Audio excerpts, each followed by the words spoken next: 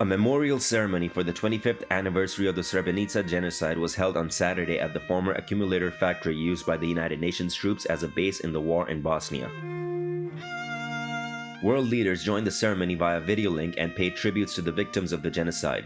Turkish President Recep Tayyip Erdogan was among those who joined the ceremony. Merhum Aliya İzzet Begoviç, soykırımı asla unutmayın. Unutulan soykırım tekrarlanır derdi. Ne şehitlerimizi unutacak, ne de Srebrenica soykırımını unutturacağız. Bosnalı kardeşlerimize karşı işlenen cinayet ve katliamların takipçisi olacak hak ve adalet arayışınızda sizleri asla yalnız bırakmayacağız. The Turkish president also pointed out the anti-Muslim sentiments in the Western world. Onca drama, katliama ve gözyaşına rağmen Avrupalı siyasetçiler Srebrenica katliamından hiçbir ders çıkarmadılar. İslam düşmanlığını körükleyen, yabancı karşıtlığını destekleyen söz ve beyanatları halen serbestçe kullanılması geleceğimiz adına büyük bir endişe kaynağıdır.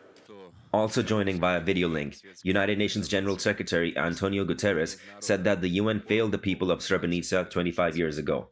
Quarter century ago, the United Nations and the international community failed the people of Srebrenica.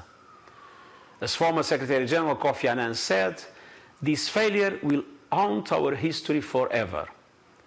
Confronting that past is a vital step towards rebuilding trust.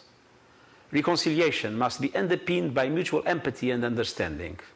Underlining that some people are still trying to deny the genocide, British Prime Minister Boris Johnson said that we all owe to the victims and survivors to bring the perpetrators to justice.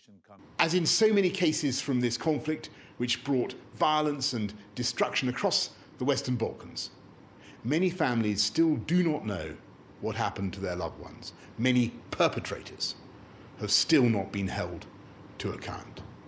And there are those who would prefer to forget or deny the enormity of what took place. We must not allow that to happen. Imran Khan, the Pakistani Prime Minister, meanwhile expressed his shock of how the genocide could take place in a UN safe haven.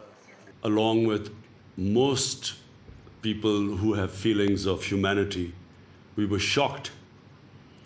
We were appalled that how in what was a safe haven of the United Nations peacekeeping force, how in a safe haven this massacre was allowed to take place. President of the European Commission, Ursula von der Leyen, said that the Srebrenica genocide is still an open wound in Europe's conscience. Certain wounds can take decades to heal. After a quarter of a century, Srebrenica is still an open wound in Europe's conscience. There are mothers who could never lay their children to rest. Displaced families who have never returned to their homes.